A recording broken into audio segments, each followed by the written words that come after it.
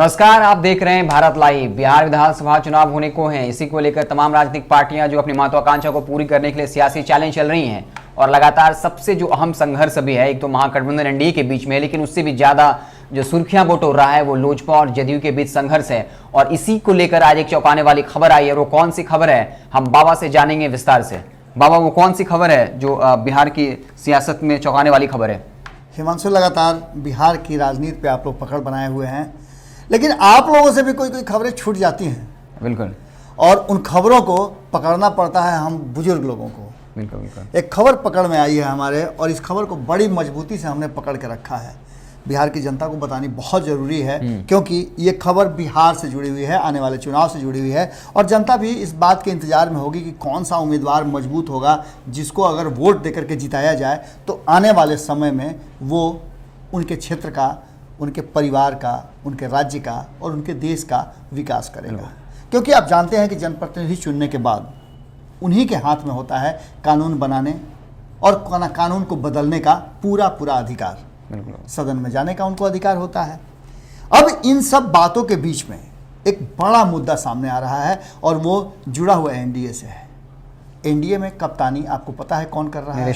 नीतीश कुमार को कप्तान कई बार भारतीय जनता पार्टी ने कहा है कि बस कप्तान है, कप्तान है, कप्तान है, कप्तान है। प्रधानमंत्री भी खुद कह चुके हैं। और ये कप्तानी जो है, भारतीय जनता पार्टी के बहुत सारे ऐसे कद्दावर नेता हैं जो लगातार नीतीश कुमार के पीठ पीछे उनकी बातें कर रहे थे, नीतीश कुमार के काम को लेकर के कई तरह की बातें कर रहे थे। उन सब के मुंह पे टेप चिपका दिया है कि कप्तान के सामने किसी की नहीं चलेगी।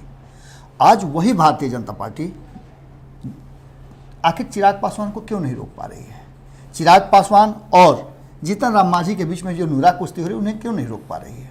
जबकि जीतन राम मांझी अभी अधिकृत रूप से एनडीए का हिस्सा भी नहीं है। बिल्कुल बिल्कुल। लेकिन उसके बावजूद भी बातें बहुत लंबी चौड़ी हो रही है। इसके पीछे का मकसद क्या है?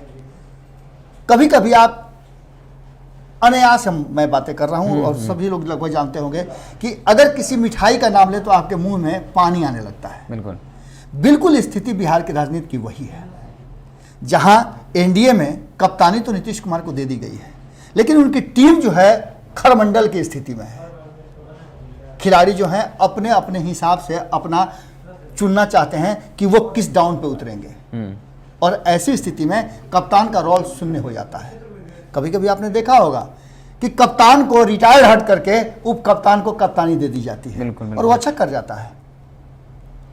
ऐसी ही स्थिति बिल्कुल एनडीए में लग रही है, और इन सब बातों को बड़ी बारीकी से भारतीय जनता पार्टी देख रही है। भारतीय जनता पार्टी के दोनों हाथ में लड्डू हैं, और भीतर से तो लड्डू फूट ही रहे हैं। कारण कि भारतीय जनता पार्टी जिस चीज का इंतजार पिछले 15 सालों से कर रही है, हो सकता है कि वो अवसर उसके हाथ में आ जाए। क्योंकि बाबा एक चीज़ और जोड़ना चाहेंगे, तेजस्वी यादव बार बार अटैक भी करते रहे हैं कि 24 साल से आप जो उधार के चेहरे पर लड़ाई लड़ रहे हैं, तो ये कहीं ना कहीं बीजेपी के आत्मसम्मान का भी प्रश्न है।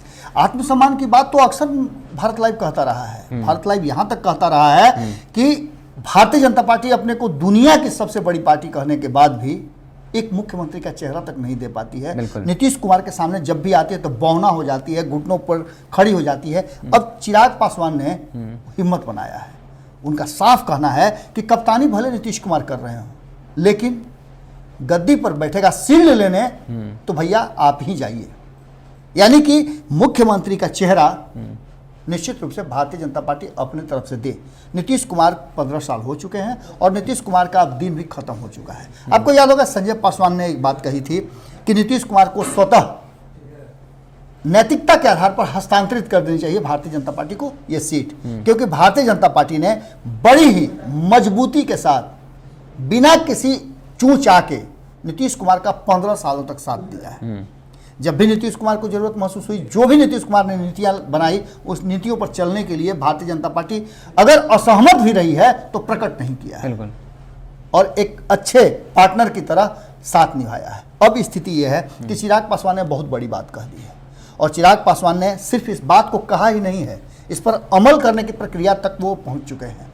आपको याद होगा कि सीट शेयरिंग का समझौता जिस तरह से करने की बात कही जा रही थी, 122 और 121 का, हमने भी खबरें चलाई है। बिल्कुल।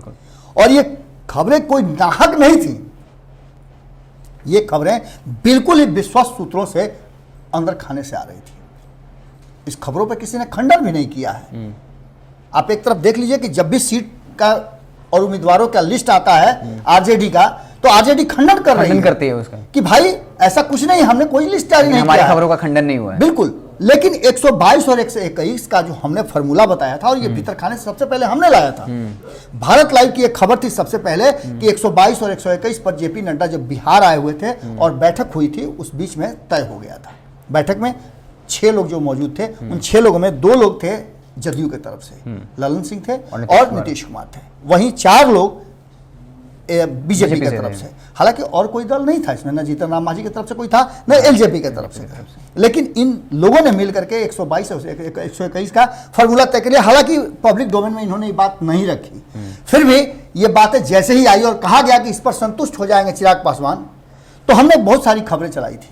हमने साफ तौर पे चिराग पासवान के टीम से पूछा था, और उनका रिकॉर्डिंग भी हमारे पास है। हमने विधिवत उनसे पूछ करके कि मैं आपकी बातों को रिकॉर्ड कर रहा हूं, साफ तौर पे कहना है कि किसी भी कीमत में हम झुकने वाले में से नहीं है।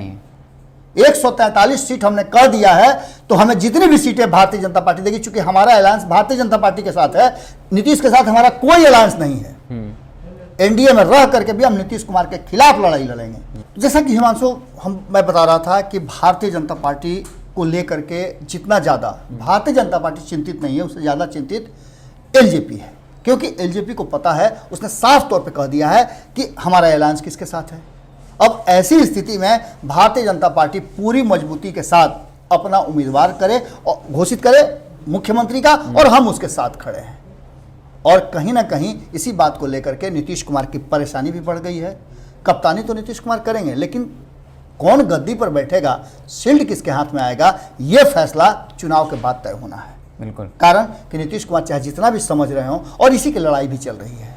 122 और 121 के फॉर्मूले में बहुत सारी बातें हमने, बहुत सारी खबरें हमने चलाई हैं कि आखिर भारतीय जनता पार्टी और नीतीश कुमार के बीच में कहाँ अंतर है। तो अंतर यह है कि जीतन राम मांझी को लाने के पीछे नीतीश कुमार की जो नीति थी, उसके बारे में हम लोगों ने बड़ी स्पष्ट बताया था कि जीतन राम मांझी को, जैसा कि जीतन राम मांझी ने कह भी दिया है कि मुझे सीटों से कुछ लेना देना नहीं है, वो साफ तौर पर यह बात कहना चाह रहे हैं कि भारतीय जनता पार्टी को बिहार की सत्ता में बड़ा भाई बनने नहीं देंगे।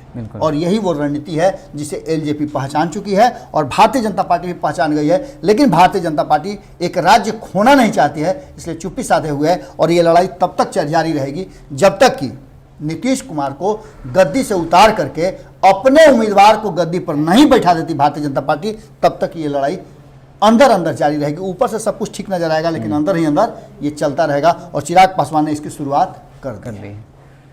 इस तरीके से बाबा ने आपको बहुत ही विश्लेषणात्मक तरीके से बताया कि इस तरीके से जो बीजेपी, जदयू और एलजेपी कह रही है कि सब कुछ ठीक है, लेकिन ये जो है रियल माजरा है कि लोजपा कह चुकी है नीतीश कुमार कप्तान तो रहेंगे, लेकिन शील्ड जो है यानी मुख्यमंत्री का पद जो है वो बीजेपी का होना चाहिए। और उन्होंने स्पष्ट तौर पे कहा कि बीजेपी को बड़े भाई की भूमिका में होनी चाहिए। तो ये अंदरखानी की बात थी। हम जो अंदरखानी की बात होती है विश्वसनीय सूत्रों के द्वारा बाबा जो आपके सामने सबसे पहले लाते हैं। इसी तरीके से राजनीति से जुड़ी हर छोटी बड़ी खबर देखने के लिए जुड़े रहें भारत लाइव के साथ। बहुत बहुत धन्यवाद आप सभी। बढ़ाएं अपना कदम सक्सेस की ओर शिखर करियर इंस्टीट्यूट के साथ। शिखर करियर इंस्टीट्यूट पूर्वी भारत में एकमात्र कोचिंग संस्थान जो एक्सक्लूसिवली है मेडिकल एंट्रेंस एग्जाम के लिए।